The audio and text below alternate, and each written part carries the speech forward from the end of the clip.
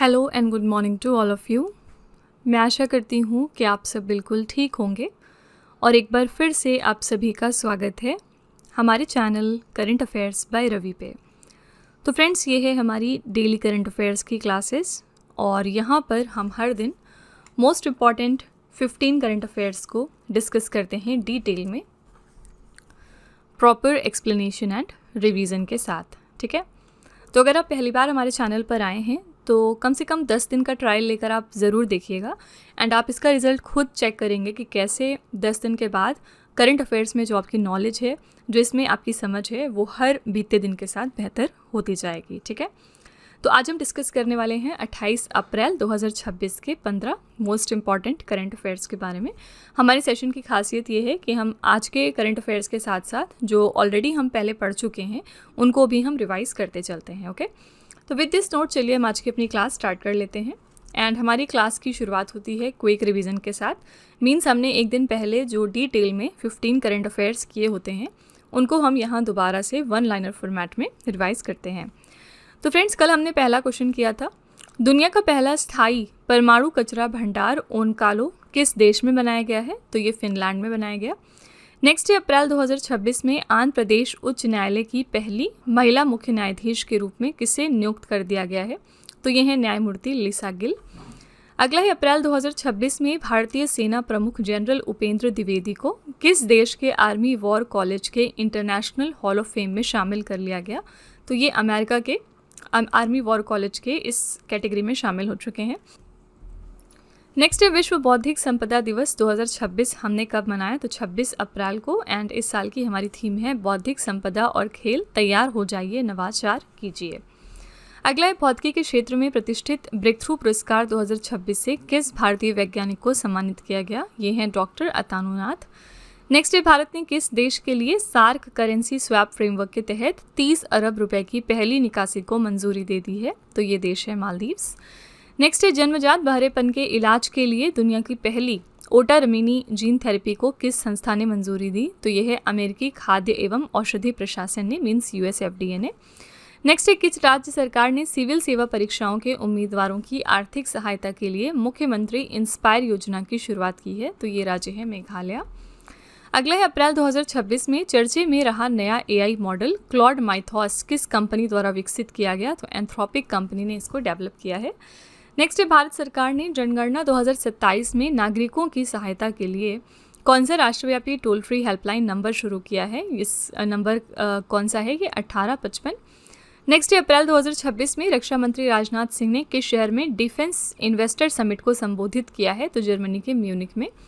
Next है Eveready industries ने भारत की पहली अल्कलाइन बैटरी निर्माण इकाई का शुभारंभ कहाँ से कर दिया है? तो जम्मू के सांबा से।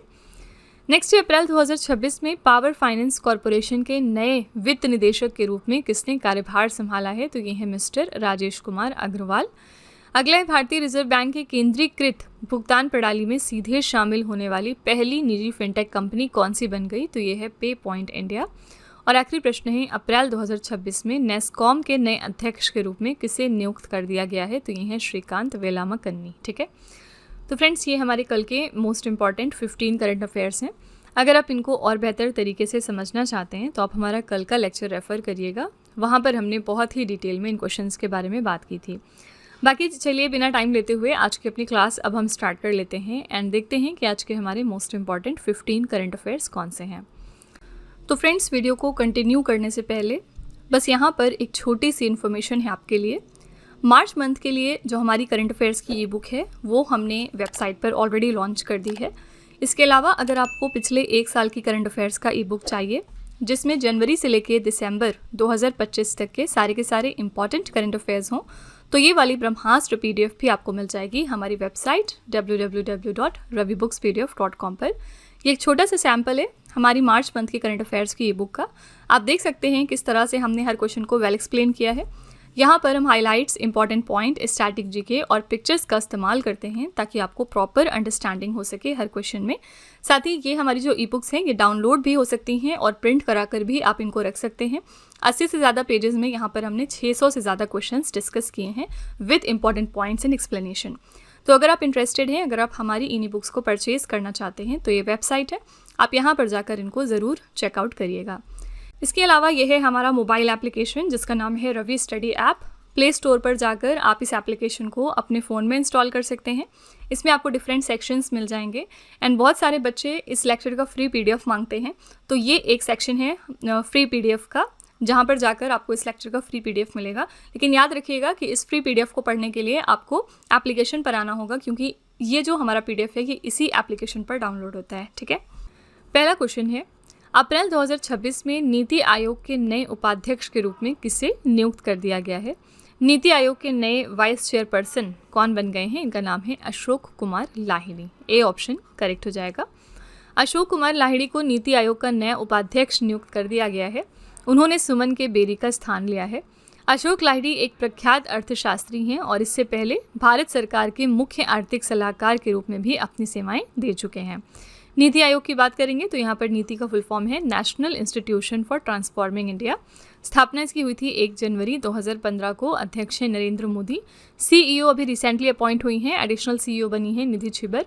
किसकी जगह नीति आयोग की स्थापना की गई थी? योजना आयोग यानी प्लानिंग कमीशन को रिप्लेस किया गया था नीति आयोग के साथ। कब किया गया था? 2015 में। ठीक है, करेक्ट आंसर यहाँ पर हो जाएगा A option Ashok Kumar Lahiri. Okay, यहाँ पर अभी कुछ दिनों पहले नीति आयोग ने हमारे इंडिया के लिए जिंजर कैपिटल घोषित कर दिया है, यानी अदरक की राजधानी। और ये कौन से राज्य को डिक्लेयर किया गया है? मिजोरम राज्य को। ये भी आपका इंपॉर्टेंट करंट अफेयर से ध्यान में रखिएगा। इसी के साथ चलिए हम कुछ राष्ट्रीय नियुक्तियां एक बार रिवाइज कर लेते हैं। 2026 में जो इंपॉर्टेंट पोस्ट पर लोग नए नए अपॉइंट हुए हैं उनको चेक करते हैं। सबसे पहले बीएसएफ यानी बॉर्डर सिक्योरिटी फोर्स मीन सीमा सुरक्षा बल के हमारे नए महानिदेशक बन गए हैं मिस्टर प्रवीण कुमार। बिहार के 24वें नए मुख्यमंत्री बने हैं सम्राट चौधरी। इन्होंने रिप्लेस किया नीतीश कुमार को। भारतीय वाणिज्य एवं उद्योग महासंघ के नए महासचिव बन गए हैं मिस्टर अनंत स्वरूप।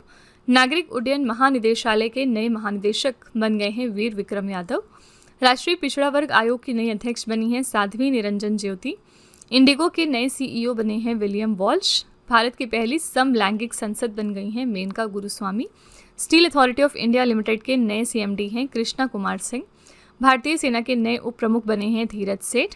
पश्चिम बंगाल के नए राज्यपाल हैं आर.एन. रवि। कौन से राज्य के पहले ये राज्यपाल थे? तमिलनाडु राज्य के। आपको बताना है कि तमिलनाडु में अब नए राज्यपाल कौन बन गए हैं, इनका नाम क्या है। नेक्स्ट है केंद्रीय सतर्कता आयोग। इसके नए सतर्कता आयुक्त बने हैं मिस्टर प्रवीण वशिष्ठ। और राष्ट्रीय जांच एजेंसी के नए महानिदेशक बने हैं मिस्टर राकेश अग्रवाल। ऑलरेडी ये सब क्वेश्चन हम अपने पहले के सेशंस में पढ़ चुके हैं, यहाँ पर हम सिर्फ रिविजन कर रहे थे। ओके, सेकेंड क्वेश्चन है, इजराइल ने भारत के पूर्वोत्तर राज्यों से बनेई मेनाशे समुदाय के लोगों को इजराइल में बसाने के लिए कौन सा एक ऑपरेशन शुरू किया है? कौन सा एक ऑपरेशन है जिसको इजराइल की सरकार ने लॉन्च किया टू रीसेटल द यहाँ पर Bnei Menashe community from India के north eastern states to Israel? इस पर्पज़ के लिए लॉन्च किया गया है operation Wings of Dawn. D option. ठीक है, तो इस ऑपरेशन के तहत इजराइल सरकार मणिपुर और मिजोरम के बनेई मेनाशे समुदाय के लगभग 5 से 6 हज़ार लोगों को हवाई मार्ग से इजराइल ला रही है ताकि उन्हें वहां की नागरिकता और स्थायी आवास दिया जा सके। मीन्स उनको वहां पर सेटल किया जाएगा। मणिपुर और मिजोरम के बनेई मेनाशे समुदाय के लोग खुद को प्राचीन यहूदी जनजाति के वंशज मानते हैं। ठीक है, इसलिए वो इजराइल जाना चाहते हैं। इजराइल की बात करेंगे यहाँ पर तो राजधानी है यरूशलेम। मुद्रा चलती है New Israeli Shekel. Okay, correct answer है यहाँ पर D option operation Wings of Dawn. Israel के रिगार्डिंग एक और ऑपरेशन याद रखिएगा, इसका नाम है ऑपरेशन रोरिंग लॉयन। ठीक है, एंड ये इजराइल ने किसके अगेंस्ट लॉन्च किया था? इन्होंने ईरान के अगेंस्ट इस ऑपरेशन को लॉन्च किया था यूएस के साथ में मिलके। एंड यूएस ने कौन सा एक ऑपरेशन लॉन्च किया था ईरान पर अटैक करने के लिए? Operation epic fury. ठीक है, और इस दोनों ऑपरेशन के तहत इजराइल और यूएस ने मिलकर ईरान के जो सुप्रीम लीडर थे अयातुल्ला अली खामनेई, इनको मार गिराया था, जिसके बाद यहाँ पर नए सुप्रीम लीडर बने हैं मोज्तबा खामनेई। ठीक है, तो ये पूरी हिस्ट्री थोड़ा सा याद रखा करिए, क्या चीज़ें हुई है, कौन कौन सी ऑपरेशन के अंडर में हुई हैं। पिछले दिनों इंडियन गवर्नमेंट ने एक और ऑपरेशन लॉन्च किया था जिसका नाम था ऑपरेशन हिम सेतु। इंडियन गवर्नमेंट ने नहीं, बेसिकली इंडियन आर्मी ने। ठीक है, एंड कहाँ पर इसको लॉन्च किया गया था? सिक्किम स्टेट में। रीज़न क्या था? यहाँ पर जो लैंडस्लाइड्स वगैरह आए थे उस दौरान जो भी टूरिस्ट फंस गए थे उनको रेस्क्यू करना। ठीक है, तो टाइम टू टाइम जो भी ऐसे ऑपरेशंस लॉन्च होते रहते हैं किसी भी ऑर्गेनाइजेशन या गवर्नमेंट के द्वारा, उसको ध्यान में रखा करिए। नेक्स्ट है अप्रैल 2026 में चीन ने अपने तियानगोंग अंतरिक्ष स्टेशन मिशन के लिए पहली बार किस देश के 2 अंतरिक्ष यात्रियों के चयन की घोषणा की है।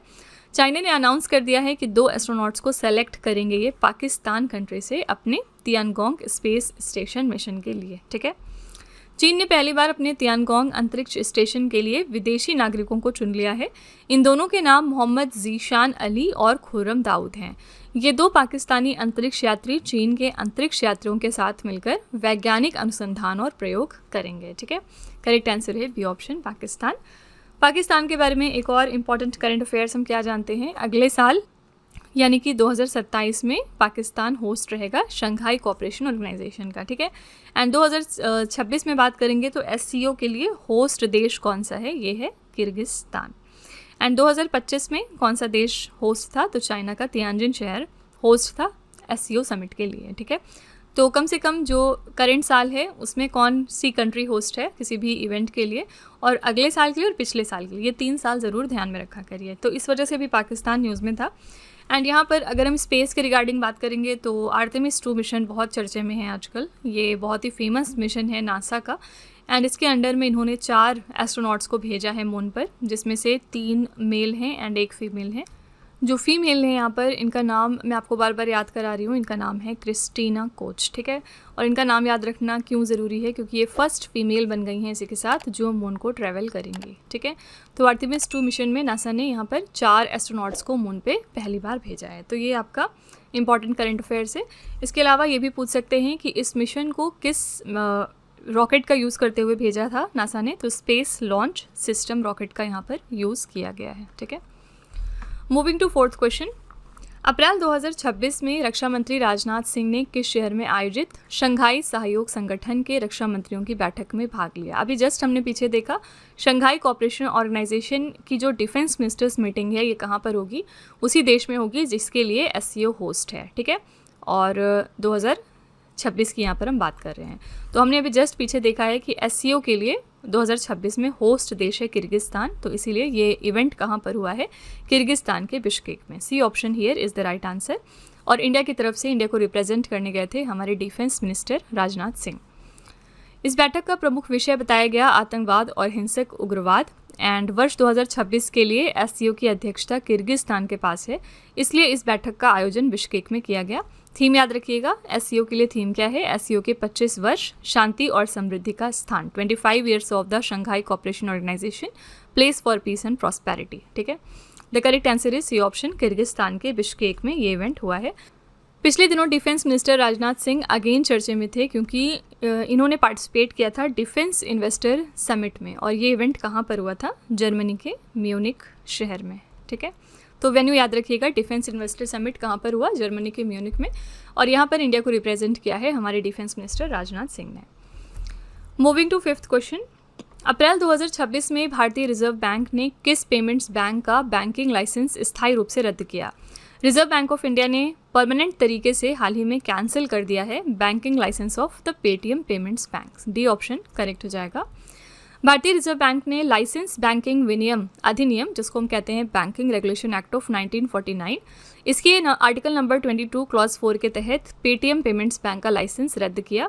ये निर्णय अनुपालन में गंभीर कमियों, KYC उल्लंघन और जमाकर्ताओं के हितों के विपरीत काम करने के कारण लिया गया। ठीक है, तो एक इंपॉर्टेंट करंट अफेयर से याद रखिएगा, क्योंकि Paytm payment bank is a famous bank, तो यहाँ पर इनका जो लाइसेंस है वो रिजर्व बैंक ऑफ इंडिया ने रद्द किया।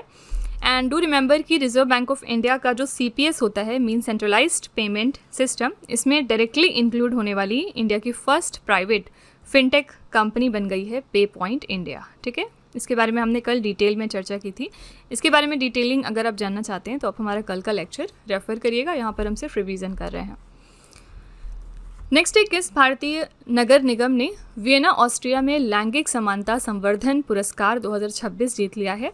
कौन सी म्यूनिसिपल कॉरपोरेशन है इंडिया की तरफ से जिसने जीता है जेंडर इक्वालिटी प्रमोशन अवार्ड 2026, कहाँ पर, ऑस्ट्रिया की कैपिटल वियना में। The correct answer is Guntur नगर निगम। ठीक है, गुंटूर म्यूनिसिपल कॉरपोरेशन को ये ऑनर दिया गया है। ये पुरस्कार संयुक्त राष्ट्र औद्योगिक विकास संगठन यानी यूनिटो द्वारा वियना में अंतर्राष्ट्रीय महिला उद्योग दिवस के अवसर पर दिया गया। एंड क्यों दिया गया है, तो उनकी एक अनूठी पहल के लिए जिसके तहत 200 से अधिक महिलाओं को घर घर कचरा संग्रहण के लिए इलेक्ट्रिक ऑटो चालकों के रूप में प्रशिक्षित और नियुक्त किया गया। ठीक है, तो डू रिमेंबर कि गुंटूर म्युनिसिपल कॉरपोरेशन को जेंडर इक्वलिटी प्रमोशन अवार्ड दिया गया है 2026 का। अब यहाँ पर जैसे ही आपने ऑस्ट्रिया कंट्री देखी, तुरंत आपको स्ट्राइक करना चाहिए कि अभी रिसेंटली यहाँ के जो चांसलर हैं डॉक्टर क्रिस्टियन स्टॉकर, ये इंडिया आए थे विजिट करने। ठीक है, अगर प्राइम मिनिस्टर मोदी जी कहीं पर भी जाएंगे किसी कंट्री में तो वो इम्पॉर्टेंट है आपके लिए। अगर किसी और देश से कोई इंपॉर्टेंट पर्सनालिटी इंडिया आ रहे हैं विजिट करने तो वो भी आपको ध्यान में रखना होता है। ओके, जैसे हमने इस साल की शुरुआत में देखा था कि फ्रांस से आए थे विजिट करने यहाँ के प्राइम मिनिस्टर, एंड जिसके बाद 2026 को इन्होंने डिक्लेयर किया था India France year of innovation. ठीक है, तो ये सब चीज़ें भूलना नहीं है। जो आगे पढ़ते जा रहे हैं उसके साथ साथ जो पीछे हम ऑलरेडी पढ़ चुके हैं वो भी ध्यान में रखना है। क्वेश्चन नंबर 7 इज, अप्रैल 2026 में सामाजिक न्याय और अधिकारिता मंत्रालय ने भिक्षावृत्ति मुक्त भारत पहल के लिए कौन सा एक मोबाइल एप्लीकेशन लॉन्च कर दिया है? तो ministry of social justice and empowerment ने यहाँ पर लॉन्च किया है स्माइल बेगरी सर्वे एप्लीकेशन। किस लिए? बेगरी फ्री इंडिया इनिशिएटिव के लिए। ठीक है, सामाजिक न्याय एवं अधिकारिता मंत्रालय ने चंडीगढ़ में राज्यों केंद्र शासित प्रदेशों के साथ आयोजित चिंतन शिविर के दौरान स्माइल भिक्षावृत्ति सर्वेक्षण मोबाइल एप्लीकेशन लॉन्च किया। इस ऐप को स्माइल योजना के तहत विकसित किया गया। ठीक है, स्माइल का फुल फॉर्म क्या होता है? Support for marginalised individuals for livelihood and enterprise.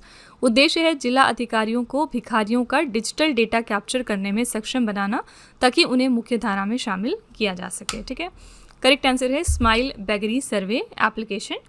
अगर आपसे एग्जाम में पूछा जाए कि हमारे मिनिस्टर कौन है सोशल जस्टिस एंड एम्पावरमेंट के लिए, तो ये है मिस्टर वीरेंद्र कुमार। जितने भी इंपॉर्टेंट पोर्टफोलियोज होते हैं या जितने भी ब्यूरोक्रेटिक पोजीशंस हैं उनके हेड्स का नाम याद में रखना है। नेक्स्ट है रूपा पब्लिकेशंस द्वारा प्रकाशित the curious and the classified unearthing military myths and mysteries नामक पुस्तक के लेखक कौन है? इस किताब को किसने लिखा है? तो famous personality general Manoj Mukund Naravane ने। A option here is the right answer. पूर्व सेना प्रमुख हैं जनरल MM नारवने, इन्होंने इस पुस्तक का विमोचन किया है। ये पुस्तक भारतीय सशस्त्र बलों के कम ज्ञात तथ्यों, मिथकों और परंपराओं की पड़ताल करती है। Means Indian army, Indian navy और इंडियन एयरफोर्स के बारे में ये बुक बात करती है। ठीक है, करेक्ट आंसर है A option general Manoj Mukund Naravane. पिछले दिनों अभी 2026 में इन्होंने एक और किताब लिखी थी जो बहुत ही फेमस हुई थी एंड इसका नाम था 4 स्टार्स ऑफ डेस्टिनी। ठीक है, एंड एग्जाम में भी पूछा गया था अभी रिसेंटली, तो आपको ध्यान में रखना है कि 4 स्टार्स ऑफ डेस्टिनी नाम की किताब भी लिखी है जनरल मनोज मुकुंद नारवने ने। यहाँ पर 2026 में जो भी इंपॉर्टेंट बुक्स रिलीज़ हुई हैं उनके ऑथर्स का नाम देख लेते हैं एक बार। A road well travelled book है RK राघवन की। We the people of India नाम की बुक लिखी है TM कृष्णा ने। ब्राज़ील की लेखिका एना पाउला माया के उपन्यास on earth as it is beneath का अंग्रेजी अनुवाद किया है पद्मा विश्वनाथन ने। टाइड्स ऑफ टाइम नाम की किताब लिखी है सुधा मूर्ति ने। शहर में गांव बुक लिखी है डॉक्टर एकता चौहान ने। Mother Mary comes to me Arundhati Roy, most important है ये आपके लिए। अरुंधति रॉय की जो भी बुक्स आती हैं वो आपके एग्जाम में फ्रिक्वेंटली पूछी जाती हैं। और Mother Mary comes to me इन्होंने 2025 में लिखी थी बेसिकली, लेकिन 2026 में इसी बुक के लिए इनको एक प्रेस्टिजियस ऑनर दिया गया जिसका नाम है US क्रिटिक सर्कल अवार्ड। तो इस वजह से अगेन ये किताब न्यूज़ में आ गई थी। ठीक है, तो इसको ज़रूर डबल स्टार मार्क कर लीजिएगा, आपके एग्जाम के लिए इंपॉर्टेंट है। अनलाइकली पैराडाइज है संजय राउत की किताब। करुणा को बुक जो है ये लिखी है हमारे Nobel peace prize winner Kailash Satyarthi ने। महात्मा अ ग्रेट कम्युनिकेटर नाम की बुक लिखी है धीरज काकड़िया ने। द गोल्डन रोड बुक है विलियम डेलरिम्पल की। 4 स्टार्स ऑफ डेस्टिनी, इसके बारे में हमने पीछे बात की, ये किताब है जनरल MM नारवने की। ठीक है, तो 2026 के ये कुछ बुक्स और ऑथर्स हैं जो एग्जाम में पूछे जा सकते हैं, इनका स्क्रीनशॉट लेकर आपको ध्यान में रखना है। नेक्स्ट अप्रैल 2026 में केंद्रीय मंत्री अश्विनी वैष्णव ने बुलेट ट्रेन निर्माण संयंत्र आदित्य का उद्घाटन कहाँ पर किया है? तो हमारे मिनिस्टर अश्विनी वैष्णव ने इनॉग्रेशन कर दिया है bullet train manufacturing plant Aditya का। कहाँ पर किया है? आंसर है कर्नाटका के बेंगलुरु में। डी ऑप्शन करेक्ट हो जाएगा। ये संयंत्र बेंगलुरु के थिप संद्रा परिसर में भारत अर्थ मूवर्स लिमिटेड के अंतर्गत स्थित है। इसी के साथ ये भारत का पहला विशेष परिसर है जो पूरी तरह से स्वदेशी high speed bullet train B28 के कोच निर्माण के लिए समर्पित है। ठीक है, करेक्ट आंसर हो जाएगा कर्नाटका के बेंगलुरु में। पिछले दिनों कर्नाटका न्यूज़ में था क्योंकि कर्नाटका की जो हाई कोर्ट है इन्होंने अनाउंस कर दिया है कि अब यहाँ पर काम करने वाली जितनी भी फीमेल्स हैं, नो मैटर कि वो किसी प्राइवेट सेक्टर में हैं या फिर गवर्नमेंट सेक्टर में हैं, उनको एक छुट्टी दी जाएगी पूरे महीने में, और ये पूरी तरह से पेड लीव होने वाली है। किस नाम पर? पीरियड लीव के नाम पर, ठीक है। तो जो भी उनके मेंस्ट्रुअल साइकिल के दौरान एक छुट्टी उन्हें चाहिए होती है एज अ रेस्ट, उनको दी जाएगी 1 दिन की छुट्टी पर मंथ, एंड ये टोटल 12 छुट्टियाँ बनती हैं पूरे साल में, एंड ये टोटली पेड होगी, यानी इसके लिए कोई भी पैसा नहीं काट सकता, प्राइवेट और गवर्नमेंट दोनों ही सेक्टर्स में, ठीक है। क्वेश्चन नंबर 10 है, अप्रैल 2026 में किस देश के वैज्ञानिकों ने चंद्र उल्का पिंड में एक नए खनिज सेरियम मैग्नीशियम की खोज कर ली है? कौन सी कंट्री के साइंटिस्ट हैं जिन्होंने एक नया मिनरल हाल ही में डिस्कवर किया है सीरियम मैग्नीशियम नाम का इन अ ल्यूनर मेटेओराइट? करेक्ट आंसर है चाइना, बी ऑप्शन, ठीक है। चीन ने चंद्रमा में से एक नए खनिज की खोज की घोषणा की जिसका नाम रखा सीरियम मैग्नीशियम चैनसाइट, एंड ये चंद्रमा पर पाया जाने वाला 11वां ज्ञात खनिज है। ये खनिज पाके 005 नामक एक चंद्र उल्का पिंड में पाया गया, जो चीन के भीतर गिरने वाला अपनी तरह का पहला उल्का पिंड है, ठीक है। तो डिस्कवरी किसने की है? चाइना ने। चाइना की स्पेस एजेंसी का क्या नाम होता है? CNSA, China national space administration, and America की स्पेस एजेंसी का नाम है नासा। इंडिया की स्पेस एजेंसी कौन सी है? इसरो। और रशिया की स्पेस एजेंसी का नाम आपको कमेंट सेक्शन में लिखना है कि क्या है। क्वेश्चन नंबर 11 है, अप्रैल 2026 में स्पेन के कैनरी द्वीप समूह में स्थित लास पाल्मास बंदरगाह की यात्रा करने वाला पहला भारतीय नौसैनिक जहाज कौन सा बन गया? ये हमारा पहला इंडियन नेवल शिप है जिसने कि विजिट किया लास पाल्मास पोर्ट को, कहाँ पर? स्पेन कंट्री में, एंड इसका नाम है आईएनएस सुदर्शनी, डी ऑप्शन, ठीक है। आईएनएस सुदर्शनी स्पेन के कैनरी द्वीप समूह में स्थित लास पाल्मास बंदरगाह की यात्रा करने वाला पहला भारतीय नौसैनिक जहाज बन गया। यह ऐतिहासिक यात्रा लोकयान 26 नामक एक लंबी समुद्री तैनाती के हिस्से के रूप में की गई है। करेक्ट आंसर हो जाएगा डी ऑप्शन, आईएनएस सुदर्शनी। कोई भी शिप अगर हमारी चर्चे में आती हैं किसी भी रीज़न से तो उनको ध्यान में रखना होता है। जैसे पिछले दिनों हमने देखा था कि हमारी Indian navy ship Nilgiri news में थी, एंड किस वजह से न्यूज़ में थी? बिकॉज ऑफ एक्सरसाइज ककाड़ू, ठीक है। एक्सरसाइज ककाड़ू बहुराष्ट्रीय एक्सरसाइज है, यानी मल्टीनेशनल एक्सरसाइज है, एंड इसको होस्ट किया था ऑस्ट्रेलिया कंट्री ने। यहाँ पर क्योंकि इंडिया की तरफ से हमारी इंडियन नेवी शिप नीलगिरी गई थी पार्टिसिपेट करने, इसलिए ये चर्चे में आई थी, ओके। क्वेश्चन नंबर 12 है, अप्रैल 2026 में इलेक्ट्रॉनिक्स और सूचना प्रौद्योगिकी मंत्रालय ने किस संस्थान में स्वदेशी silicon photonics process design kit launch किया है? Ministry of electronics and IT ने लॉन्च कर दिया है indigenous silicon photonics process design kit हाल ही में आईटी मद्रास में, सी ऑप्शन करेक्ट हो जाएगा। तो ministry of electronics and IT ने आईटी मद्रास में स्वदेशी silicon photonics process design kit launch किया। इसका लक्ष्य क्या है? भारत में अगली पीढ़ी के फोटोनिक इंटीग्रेटेड सर्किट के डिज़ाइन और निर्माण को बढ़ावा देना। इसे आईटी मद्रास के centre for programmable photonic systems द्वारा विकसित किया गया है। करेक्ट आंसर हो जाएगा C option, IT Madras. IT Madras के बारे में याद रखिएगा कि ये वर्ल्ड का पहला मल्टीनेशनल आईटी बनेगा, ठीक है। एंड आईटी मद्रास ने अपना पहला इंडिया के बाहर कैंपस कहाँ पर डाला है? तो ज़ांज़ीबार में डाला है। ज़ांज़ीबार कहाँ पर है? तंजानिया कंट्री में, ठीक है। इसी के साथ 2025 में अभी रिसेंटली आईआईटी दिल्ली ने भी अनाउंसमेंट की थी कि ये अपना पहला आउटसाइड इंडिया कैंपस डालेंगे, एंड इन्होंने कौन सी जगह चूज़ की है? अबू धाबी, ठीक है। नेक्स्ट है, अप्रैल 2026 में डाबर इंडिया लिमिटेड के नए मुख्य कार्यकारी अधिकारी के रूप में किसे नियुक्त कर दिया गया है? तो डाबर इंडिया ने अपना नया चीफ एग्जीक्यूटिव ऑफिसर बनाया है हरजीत एस भल्ला को, ए ऑप्शन करेक्ट है। डाबर लिमिटेड ने हरजीत एस भल्ला को अपने भारत के कारोबार का मुख्य कार्यकारी अधिकारी बना दिया है। डाबर भारत की अग्रणी एफएमसीजी कंपनियों में से एक है जिसकी स्थापना 1884 में डॉक्टर SK बर्मन द्वारा की गई थी। तो सिंपली ये रिसेंट अपॉइंटमेंट का क्वेश्चन है, याद रखिएगा कि इसके नए CEO बन गए हैं mister Harjeet S Bhalla. Question number 14 है, अप्रैल 2026 में महाराष्ट्र राज्य सड़क परिवहन निगम का ब्रांड एम्बेसडर किसे नियुक्त कर दिया गया है? तो Maharashtra state road transport corporation के लिए ब्रांड एम्बेसडर बनाए गए हैं Ritesh Deshmukh and Genelia Deshmukh, D option correct हो जाएगा। तो अब ये Maharashtra state road transport corporation के ब्रांड एम्बेसडर बन चुके हैं, ठीक है। डी ऑप्शन करेक्ट है। पिछले दिनों हमने देखा था कि 18 जो स्पोर्ट्स वियरिंग ब्रांड है 18, इसके लिए ब्रांड एम्बेसडर कौन बनाई गई हैं? ये हैं स्मृति मंधाना, ठीक है।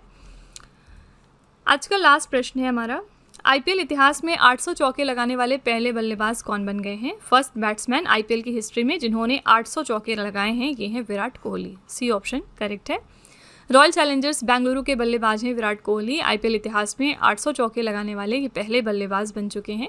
उन्होंने ये ऐतिहासिक उपलब्धि बेंगलुरु के एम चित्रास्वामी स्टेडियम में गुजरात टाइटंस के खिलाफ खेलते हुए हासिल करी है। ठीक है, करेक्ट आंसर है C option, Virat Kohli. IPL चल रहा है तो उसके बारे में जो भी इंपॉर्टेंट फैक्ट्स आ रहे हैं उनको ध्यान में रखा करिए। इस साल के लिए by the way defending team कौन सी है, ये है हमारी आरसीबी यानी रॉयल चैलेंजर्स बेंगलुरु। ठीक है, तो फ्रेंड्स ये थे आज के हमारे most important 15 current affairs. I really hope कि आपको सेशन अच्छा लगा होगा। एनीवेज चलिए हम आपके टेस्ट पर चलते हैं। लास्ट में हम आपके लिए 3 क्वेश्चन का एक छोटा सा टेस्ट रखते हैं जो इसी सेशन में से होता है, ये चेक करने के लिए कि आपने कितना पढ़ा कितना समझा। पहला क्वेश्चन है, अप्रैल 2026 में इलेक्ट्रॉनिक्स और सूचना और प्रौद्योगिकी मंत्रालय ने किस संस्थान में स्वदेशी silicon photonics process design kit launch किया है। दूसरा प्रश्न है, अप्रैल 2026 में डाबर इंडिया लिमिटेड के नए मुख्य कार्यकारी अधिकारी के रूप में किसे नियुक्त किया गया। और तीसरा क्वेश्चन है, अप्रैल 2026 में महाराष्ट्र राज्य सड़क परिवहन निगम का ब्रांड एम्बेसडर किसे नियुक्त किया गया है। तो फ्रेंड्स ये 3 क्वेश्चंस आपके लिए हैं एज अ होमवर्क और इनका जवाब आपको कमेंट सेक्शन में जाके लिखना है। इसी के साथ हमारी क्लास यहाँ पर एंड होती है। आप अपना फीडबैक कमेंट सेक्शन में ज़रूर लिखिएगा कि आपको क्लास कैसी लगी। इन केस आपका कोई सजेशन है या कुछ आप इम्प्रूवमेंट चाहते हैं तो आप वो भी कमेंट में लिख सकते हैं। तो फ्रेंड्स कल मिलते हैं। Till then stay tuned. Thank you so much for watching. Also don't forget to like share and subscribe our channel. और इसके अलावा इस एप्लीकेशन में आपको यहाँ पर करंट अफेयर्स का पेड वीडियो भी दिखाई देगा। ये हमारा एक कॉम्बो डीसी है जिसमें हम आपको बहुत सारी चीज़ें प्रोवाइड करते हैं, जैसे कि आपको यहाँ पर सबसे पहले एड फ्री वीडियो हमारी देखने को मिलेगी। फिर आपको 15 क्वेश्चंस का यहाँ पर टेस्ट दिया जाएगा। 15 क्वेश्चंस की PDF यहाँ पर आपको मिल जाएगी। एंड साथ ही एक्स्ट्रा की पॉइंट्स एक्सप्लेनेशन के साथ साथ हम आपको इस कोर्स के लिए लाइफ टाइम वैलिडिटी भी प्रोवाइड करते हैं। तो फ्रेंड्स अपने प्रिपरेशन को बेस्ट शॉट देने के लिए आप हमारे इस कॉम्बो डीसी को सब्सक्राइब कर सकते हैं। चलिए फिर वीडियो को कंटिन्यू कर लेते हैं।